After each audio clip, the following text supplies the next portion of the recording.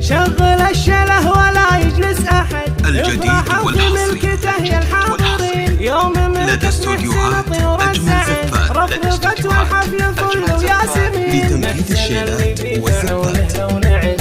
في مديحه والله إنه مقصر. الجديد والحصري